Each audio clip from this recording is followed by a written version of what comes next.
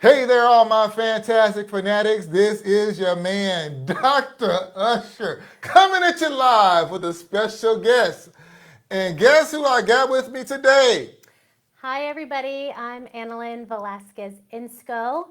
I am a mom of 8 wonderful kids, a wife to a soon to be retired 22 years of service in the Army and the Navy, drill sergeant. Woo! Um, Proud to be his wife, proud to be a mom, proud to be involved in our community, PTA president of Atlantic Coast High School for the past 2 years. Wow. And yeah, I am just so excited for this venture that I'm on and to be able to make a positive impact in my community and to be one of those moms fighting for our kids, because we all know with the state of our country right now that there's not enough strong leadership in this country. Wow. What an intro. Ladies and gentlemen, God is raising up this next generation to kick the devil's butt. And I am so excited that you guys get to see one of the future leaders that God is raising up to help bring our country back on the right path. So, look, let's just jump into the show. Let's just jump in because I got questions for you, young lady. All right, let's go. Now, look, you are a mother of how many children? We have 8. This woman has 8 children. She's a warrior in and of herself. So when you think about children and you think about letting your kids go out to go play and to hang out, do you remember the days where we could like just hang out in the street and just have fun and don't have to worry about people shooting us or getting Yep. hit? One of the big things that we're dealing with now in this city is like public safety. I want you to talk to us about the issue of public safety and what do you think can be done? What do you think can be done to like deal with this public safety issue that we're dealing with in this city and maybe across America? I think when it comes to public safety, when it comes to our kids, this generation of kids that are being raised don't have any respect for authority in the police. Mm. And I was raised, and we've raised all of our children to respect authority, and to respect the police. The police are not there to harm you. They're not there to do you any wrong. They're there to protect you and to serve. Just like I would compare it to what my husband does: protect and serve the country, protect and serve our local government. And it's sad to hear, because with 8 kids, we hear all these different viewpoints. With having kids from high school all the way down to 3 is our youngest. A lot of kids are scared of them. So why are they scared of them? It's the narrative that the media puts out. Yeah, they're scared of the police. They're, Kids are scared of the police. they are, and I hear that on a regular basis from not only the kids that go to my kids' school, but their friends who come over. We're fortunate and blessed enough to live in a safe neighborhood, and we had our kids over who all live in different areas, because when you're blended, they have other homes, right? So we live in Bartram, very quiet, relatively quiet neighborhood, safe area, and we had some of our kids over, who live over in the Arlington area or Windy Hill area. They came over, and they're like, "We don't hear any sirens." Wow. And I was just like, you know what? You're right, and we're very blessed that Papa. That's what I call him. That's what the kids call him, Papa. That we don't have that. You're very blessed. And I couldn't fully explain to them why one part of Jacksonville, nonstop sirens, and then where we were, you don't hear it unless the neighbors call the police and they need something. Wow. And that's a scary thought to me, that some of our kids are experiencing something that other kids are not. Wow. And you hear about that all the time. I met with a local school board rep, and I asked her, I was like, why do you think these kids are getting shot? Why do you think these kids are carrying guns on campus? Because, there was something that happened in Jacksonville at a local school where there was a drive-by shooting. Yeah, and Andrew Jackson High Yeah, School, oh my gosh. he walked out of the building, a 17-year-old senior, and there was a drive-by shooting. He should be able to walk out of his school safely and not be scared of getting shot. I know, right? So Wow. when you look into any sort of suspensions, the school board member said that these kids don't feel safe. So that's why they're choosing to carry. And why do you think that they don't feel safe? let's go into that because you're a mom, I'm Yeah. a dad. Why do you think these kids don't feel safe? I honestly think it's just they're paying too much attention to these things right here. Yep. That's telling them Mm-hmm. that they're not safe. Mm-hmm. Instead of trusting themselves, trusting that God put them in a safe area, trusting that their parents know good and the police know better, they're listening to this. TikTok is their form of news. Yep. The fake media, I hate to say it, they control the narrative, and this narrative is influencing the minds of these kids to the point to where they are afraid and they're carrying guns. And you can't blame the parents, and we can't blame the police. We have to point the finger, sad to say, at the media because it's the media's fault. Because they're propagating this image that police are killers, and they're listening to this music that are owned by, look, the radio stations that we have are owned by the same companies, and they're pushing out this music into the community. And what does the music talk about? Killing cops. Exactly. Killing each other, calling girls bees and whores and all that stuff. Now, I grew up in Kentucky. I never once heard a country song until this day. I've never heard a country song where Garth Brooks or any other white guy singing a country song talking about, I'm going to kill my neighbor. I'm going to call my girl a bee or a slut or a whore or all that crazy stuff. There's only one style of music from a certain select group of people, us, where we listen to this garbage and we believe it. And I think, this is not her talking, this is me talking, I think the media should be held accountable because I think it's their fault. But anyway, Yeah. I'm sorry I got on my because I get so passionate about this stuff. I was like, ah. So listen, I want to ask you a question. Yes. Now, these are juveniles that committed these crimes. What can be done, in your opinion, to deal with this juvenile crime issue or crime in general? I really think that the kids need something else to do after school, whether it's a community-based work program, whether they're volunteering or actually training for a job after school.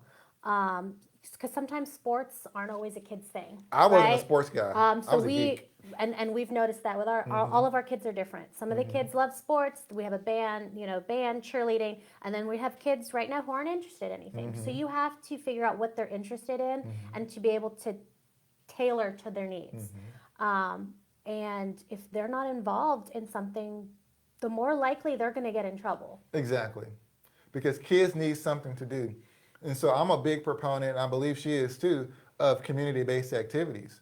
And so that leads me into this other issue when dealing with crime, because there are certain communities around the world, especially in America, where they want to defund the police, and they want to bring in these social workers instead of bringing in the police. What's your view on this defund the police mania that's going around America right now? I am absolutely against defunding the police. And that is not something that should be ever talked about, ever, whether you're a liberal or a conservative. They're there to protect and serve us, just like the military is there to protect us at home and abroad. And the whole talk of like social workers wanting to do, no, like they're not trained to do that. Right. You didn't go to school for that. And like I was telling you earlier, like I was born and raised in Silverdale, Washington, which is about a ferry's ride, like an hour ferry ride away from Seattle. So last summer, during this whole branded Summer of Love that the mayor called it, right? You're watching Nordstrom's and Macy's burn. They're looting, they're throwing stuff at the police, they're breaking into businesses. And I actually remember vividly like sitting with our kids, we were watching the news, and two of our 8 kids were born there. So they're looking at these places that they remember going on the weekends, going to go see, like we took our daughter to a One Direction concert out there years ago, and she's like, I remember that Starbucks. Wow. Now it's burning. Like, that's traumatic. And they're not doing anything about it. They were just letting them run rampant, and there was no consequences for their actions. And it's weird too, because in some of those instances, it was BLM or people that were saying they were BLM burning down these places. And some of those places were in black communities. I mean, I was Yes. like, wow, there are people claiming to be BLM. Maybe they were, maybe they wasn't. Nobody's going to know the truth until we get to heaven. But it's just weird how the people that say they were helping the black community were the main ones burning it down. And there were members of the black community saying, hey, no, you're not going to burn us down. But, what can we do without the police? The police should have been there, but because of all that was going on, their hands were tied. And so I'm a firm believer that we shouldn't defund the police. If anything, I'm thinking when it comes to the police, they need more resources. They need more tools. And if anything, if you're worried about getting shot by the police or doing, them doing something wrong, I'm personally, I'm a big proponent of maybe a community council where, we can ask questions to police about certain things rather than certain things being swept under the rug. I mean, I don't know what you Right. feel about it. Well, yeah, I totally agree with that. And actually, in the community that we live in, we had an issue with JSO responding to our 911 calls because we live right on the St. John's Duval County line. So our neighbors were calling the police because they had an issue that they needed to be resolved. And we were told to call St. John's County because they just obviously don't know the boundary lines. So I set up a community safety meeting for our community, had the commander of Zone 3 come out and just sit down and address any issues that our neighbors were having, whether it was somebody pulling on the door, or doorknobs of the cars, or over solicitation, speeding in front of the school, just anything and everything that they wanted to talk to them about. And believe it or not, they're willing to come and talk to you. They're willing to come out and sit with your neighbors and say, listen, these are our list of problems. Here you go. What can we do to fix it? Ooh, And solutions, right? Solutions. That's a good point. Listen, all you guys living on the north side or living in the most horrific areas of town, call the commander of your district. Get them involved. They're not your enemy. No. We got to end this mentality that these people are our enemies. They're not our enemies. Call these guys. I remember when I moved into my new area, I called you guys know who I am. I ain't gonna mention no names, but I see them all the time. And when I call, they come because there's a relationship there. And I think it's important that you, as a community leader in your own community, reach out to your commander of your district or your area and invite them over, let them know what your concerns are, and come up with solutions. Quit waiting for other people to solve your problems. Yeah, you are the solution to your problem. That's the only way anything's going to be fixed. If we're not proactive and somebody's not willing to step up to the plate and say, okay, well, I'm going to sit here and see all my neighbors complain about the speeding. I'm going to see all the neighbors complain about this, that, and the other.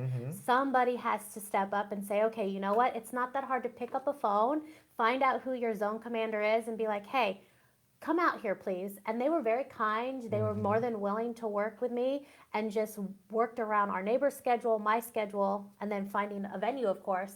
But they are willing to even come out and do it monthly if our neighbors want it, which that's where you foster that relationship with the police in your community, with your kids, to see that they care. Because I guarantee you, wherever there's a police problem, it's probably due to the fact that community members aren't engaging the police, aren't coming up with solutions, come up with something that they can work with.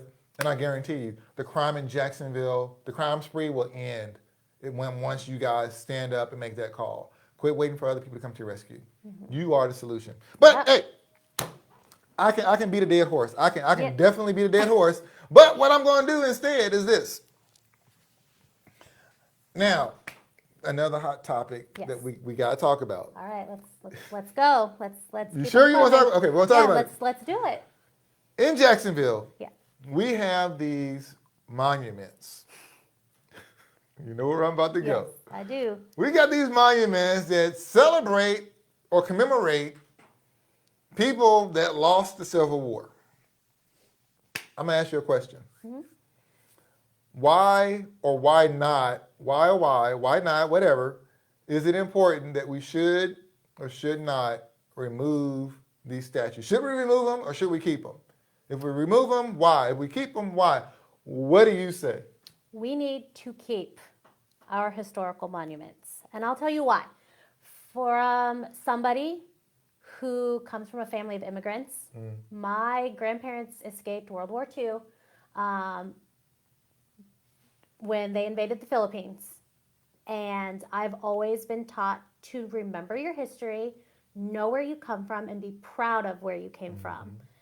And if you don't have that daily reminder looking at you in the face when you're driving somewhere and you're not like, hey, it's because of that person, right or wrong, whatever they did in history, if you don't remember that, we are going to repeat all the atrocities of our past. And I don't think anybody wants to go backwards.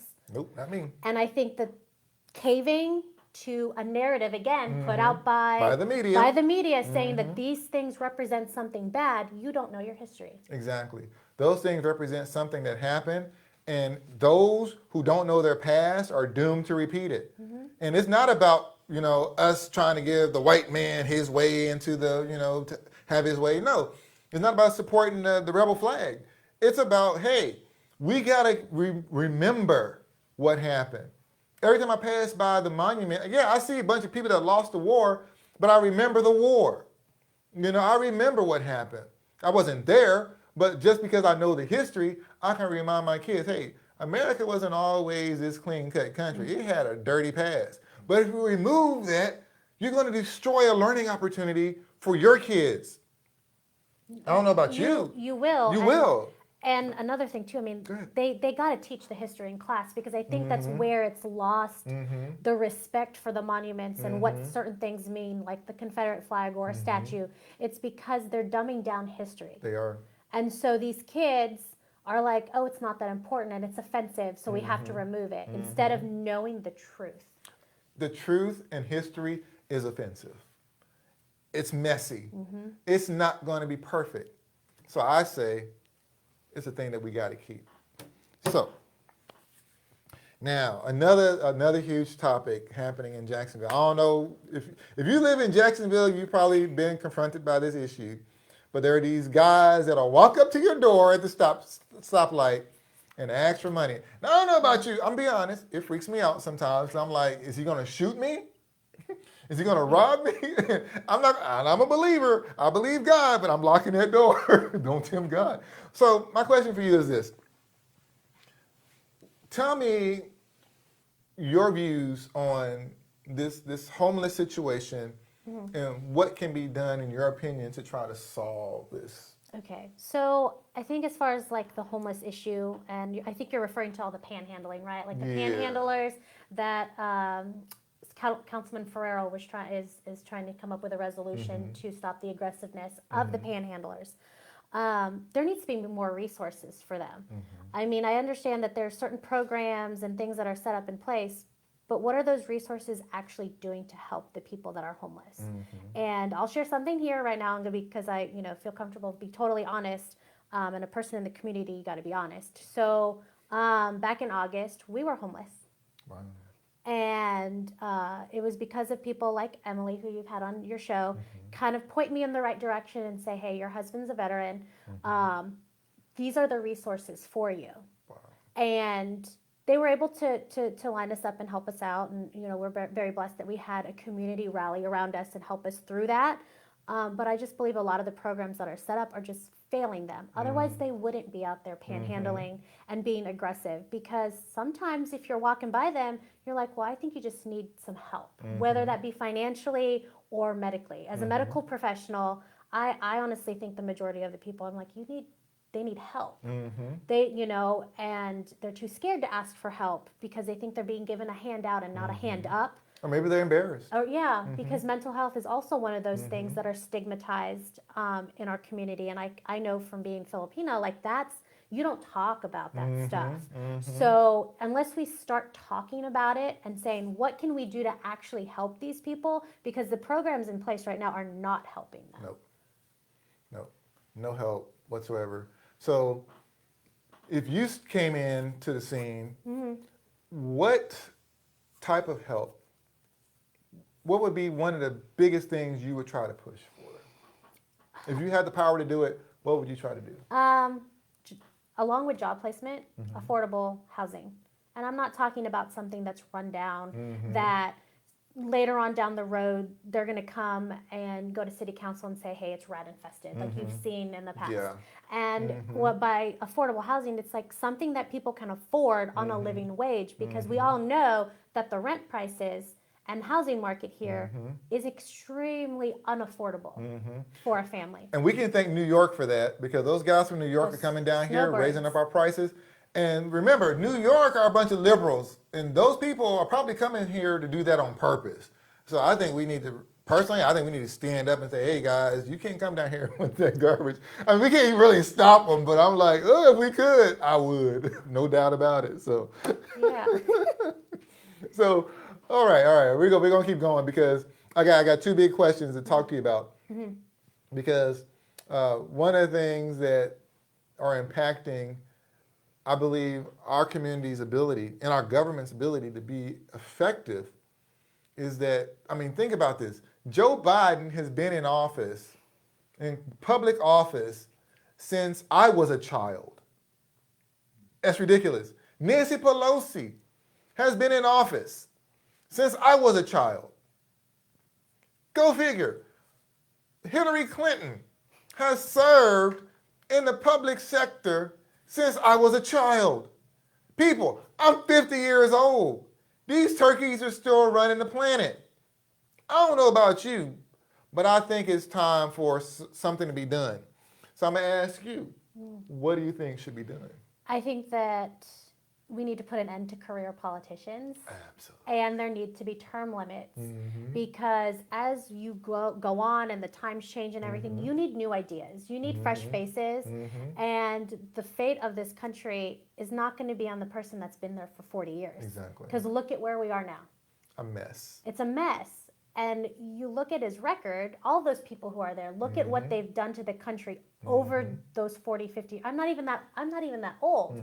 And I'm just like, what did you do to this place? They destroyed it. They destroyed it. And if you don't start doing that now, like even locally, statewide, and all these other things, school board, you're going to perpetuate the cycle. Yeah, we definitely. Girl, she brought up the school board. Yes, we need people like you who are watching this broadcast. You need to run for your school board seat or whatever y'all have in your area. We need you to run for city council. We need you to get involved with local government. This country is not going to change unless you get involved. I guarantee you, the liberals and all these people that are Marxists and whatnot, they are mobilizing, they're organizing. What are you doing? See, I believe that Generation X has been brainwashed into going to sleep. They've been brainwashed into thinking that their voice doesn't matter. They've been brainwashed into waiting for the boomers to do something, so they keep voting boomers into office. But guess what? There are no more boomers to vote into office. Joe Biden and Trump are the last of them. So guess what's going to happen? Either we step up or the next generation is going to run us right over. And I'm here to tell you right now, you got to wake up, Xers. You know, in the end, it doesn't even matter. No, that was the media brainwashing you. They brainwash you through music. They brainwash you through those television shows that you watch because, why fight? There's no point in it. You've all been brainwashed. The media's brainwashed an entire generation and made you guys useless. And it's time for you guys to rise up. Yeah, but they want us docile. They did. They Thank do. you. Yeah, that's what it is. They want y'all docile. Well, the last question I'm going to bring up. Okay. And we know who to thank for this. This gas tax. Now, I don't know if you're old enough to remember. I remember when there was no tax on gas. And I remember where the gas tax came from. It came from a Democrat president by the name of Bill Clinton. He added tax to the gas. Because back in my day, you could fill up your tank for like $5. When I was a teenager, young adult, you could fill it up for like $10. I just filled up my tank the other day. I tell you, it cost me $70. And I'm like, wow. Thank God I got a business that can help pay for that. But Yeah. what are your views on the gas prices and gas tax? And what do you think? Is there any hope? Okay, so gas is insanely expensive. right? Like I can say that we probably filled up about, and it was about the same. And we still have kids that we need to shuttle everywhere. So it's unaffordable. The amount of money we spend in gas just to get them back and forth to their activities is ridiculous. And I'm sure every other parent who does carpool and everything else is feeling that hurt. And you're taking that money from another part of your budget just to be able to drive somewhere. And as far as the gas tax, I was there. We went to the city council meeting and did that whole thing. And I can't believe it passed. I don't understand. I don't either. I don't get it. I don't either. It makes no sense. It's like nobody in my side of town voted for the increase in gas tax or the property tax, as a matter of fact. And I'm like, what is up? Who voted for this crap? And thankfully Al Ferrero did not vote for that increase. And I know that Al is running for mayor, so if y'all smart, don't vote for no rhinos, vote for Al Ferrero. Just gonna put it out there for you like that. And if this young lady ever decides to run for office, I think she might be, you might want to vote for this young lady because she looks like a winner to me because I don't deal with losers. So, well, Miss Anna, is there anything you would like to say to our audience before we go? No, I thank you for the opportunity to be able to talk to everybody and kind of share a little bit about myself. And I hope my kids are like behaving right now. Y'all better be washing dishes. And I'm not embarrassing them because I'm sure they're going to go back to school and be like, Mom, they saw you. And I was like, I can't help it. But yeah, thank you for the opportunity. And I just hope to be one of those future leaders here in Jacksonville that will be able to lift it up and continue it to go upward and not downward. And just represent, who I am in the community, which is a mom and a conservative and just somebody that cares about where I live. Amen. Yeah. Well, ladies and gentlemen, this concludes today's show. And with my famous saying, I want to close out by saying, do as much good as you can while you can. And the best good thing that you can do right now is that if you ever see this lady's name on the ballot, I say you better vote for this one because this is a winner. All right, y'all. Peace. And I'll see y'all later. Bye.